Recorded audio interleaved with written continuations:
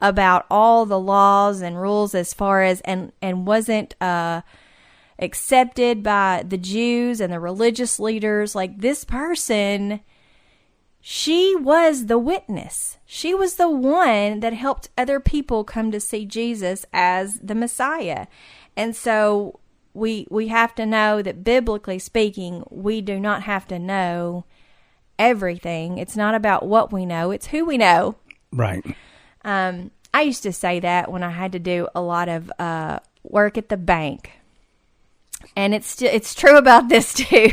But we had to do taxes for all of our trust accounts that we had. And so there were a lot of things that I knew, but there were a whole lot more that I did not feel comfortable saying I knew, laws and rules and regs.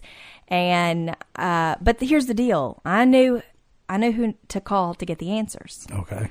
I knew who to have on my team, on my side, to get the answers, right? And so I didn't have to know everything.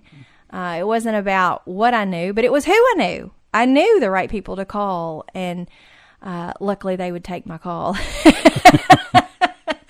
So the deal is, we don't have to know all the answers in Scripture. We literally just have to be faithful to that passion about Jesus, and to be faithful to, because of that passion, that we share it with others, that we open this door with the best way we know how to do it. And honestly, if we show up and we are attentive, then we have to trust that God is even more invested in this person coming to hear the good news than we are. Think about that. Okay. When you're talking to somebody, or you're telling them about some way that you've seen God or experienced God, or ways that you feel confident about, like things that you know, God is more invested in that conversation than you and I even are. He's there, I'm telling you, and He's present, and He is making a way when there seems to be no way. And so we can't get hung up on our ability or our preparedness even. Sometimes I think maybe the best witnesses are those you didn't even plan for. You just get an opportunity to share something really good. But so let's talk about this Jesus style evangelism. Jesus style witness. Like, what did it look like when Jesus did it, when Jesus talked to other people? Jesus was one of those that was into breaking barriers. He crossed social, racial, gender boundaries, engaging with this Samaritan woman. His witness was inclusive. It reached out to those on the margins, those that didn't even seem like other people wouldn't have seen them as worthy to be recipients of God's love and grace, those outside the traditional religious boundaries. Well, Jesus does not let cultural norms or somebody's past history prevent Him from offering salvation, offering living water, offering Himself. And so we can't let that be the case either, right? We have to be mindful that all people that God places in our path, including tax collectors and hookers, including all of those. Okay. Yes, you got it. See, that's how Christ loved and lived and witnessed to really who God is. God is God of all of us. And so we offer Christ to any and everyone that God places in our path. Now, I think it's important that we keep it personal. I think most of the time people are not as interested in what you know unless they can sense that you care in some way. Like, it's not just I've got a quota to meet on the number of people I tell this week. So I think if we want to talk about ways that we can witness, I think witness begins with friendship. And it's a way that we can love people like Christ loved, even if we don't even know them fully yet. And that's I think it's important if we're going to offer Christ to people that we also offer ourselves, like as friends, as people who can begin in a place of honesty, no manipulation. So we want to, when we have friends or we're making friends, in Chrysalis they say, make a friend, be a friend, and bring a friend to Christ. Like that's the way they try to help young people realize that we're called to extend ourselves in friendship, and that is a witness in and of itself. Because there are a lot of people that don't feel worthy of a friendship, that don't have very many friends even, have a hard time making or being a friend. And so even the extension of yourself to be a friend is a witness to the love of Christ. Like somebody that you wouldn't have normally thought about being friends with, right, because maybe you didn't know what you have in common. But God opens that door for you to enter into a friendship. And so here's a question that's going to be a little hard. It's going to sound a little bit... Bring it. Here you go. How many friendships do you have with people who do not know Christ yet? Many. I believe you, Chris. And they know about.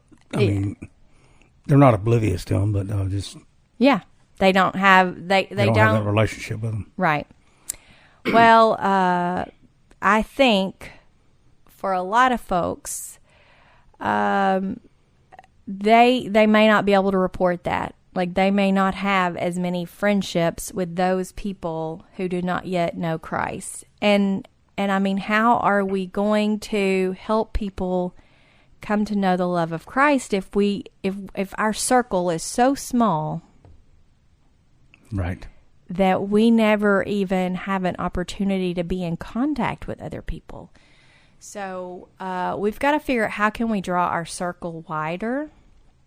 And so the second thing I was going to say here, begin with friendship, but what about this? And we talked about this a little bit in prayer, but listen.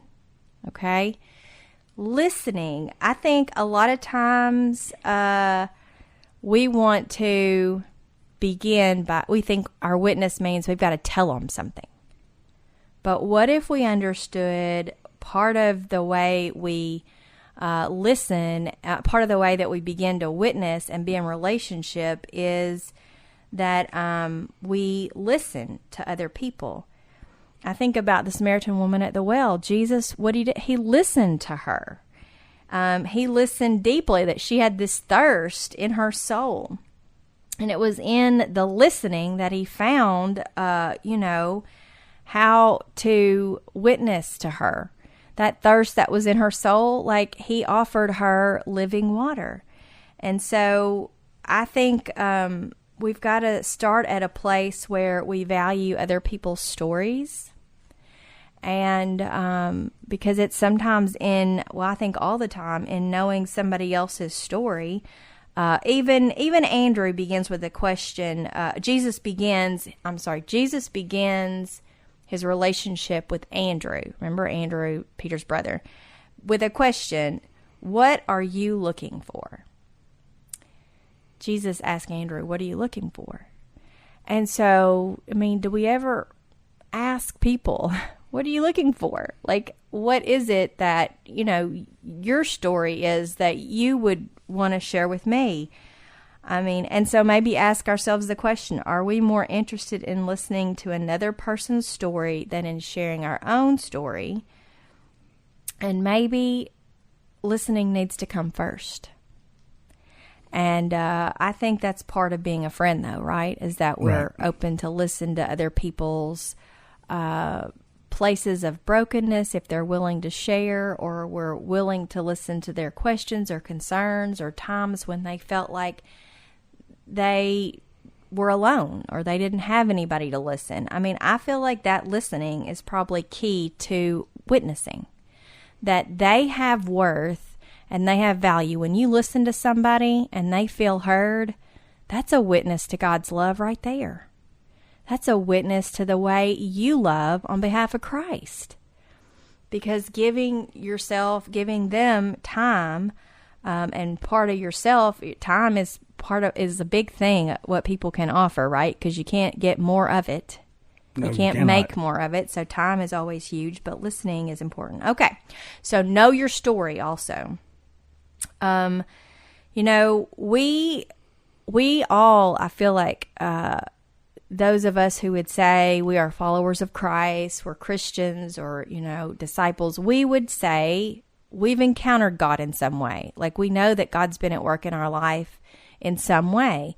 There's been a time that we could share with other people that we're called to share. Like if something amazing has happened in your life, you can be passionate about that and you can share it. So we should know our story. And that's just a matter of being able to tell what you've heard, what you've seen, what you've experienced. And the apostles, those early disciples in the church, they were ready to tell the story of the way they met Christ and the difference he made in their lives. So, Chris, let's think about it. Are we able to tell the story of our relationship with Christ? And I don't mean, I always talk too much. I do. I can't help it. It's just blah, blah, blah, blah. You're a blessing. It just comes right on out. I'll tell you way more than you ever wanted to know. But can we tell it in this, like, it's simple, clear, concise. Like, it doesn't have to be a 12-hour conversation. Just, I think about Mr. Tom sharing the story that he shared Thursday night. Yes. That was a clear, simple, concise, personal witness. And extremely sincere. Yes, and that's what we're talking about. When I say personal, I mean sincere, genuine. I felt it when he... Yes, and it is an offering of ourselves to share our encounters with Christ in that way with other people so that they can see just from your sharing that Jesus is real. I think that's one of the powerful things about the walk to Emmaus is the stories that are shared. Yes, there's some doozies. Absolutely. I'm not sure about the women's, but us men, wow. Yeah, absolutely. And every story is different. Why? Because none of us are cookie cutter. We're all individuals, and our paths are all different. And we all come to a realization at different times about different things. And so, but they were real, genuine experiences with Christ. And when people get real with you, when people share from their heart, it shines the light on Christ. Like, it didn't make you want to follow them. It made you want to know more about this experience with Christ. Like, right. So know your story. Know a time or a place that you would share that you've seen Christ. Offer the invitation. We forget to invite people to Christ. And what I mean is simply just come and see. And sometimes that is a open-ended invitation that sometimes it's, hey, come and see how things work at our church. And so we invite people to come and see, come and tell me if you see Jesus when you come to church. Like, tell me if you see him in the way people greet you or invite you into other things. I mean, we obviously need to invite people, or come to Bible study, or come to the trick or trunk that we're having October 31st. Come and see people who love Jesus, who've been impacted by him, who've been saved by his grace, not because they were good enough on their own or worthy enough, but that's who Christ is. Like, come and see. And so it can be really, really simple, just like Andrew said to Peter. Come and see. And people out there listening right now, some people are going to scoff at you. Yeah. Some people are going to actually get mad. And some people are going to say things that's going to make you mad. Yeah. To the point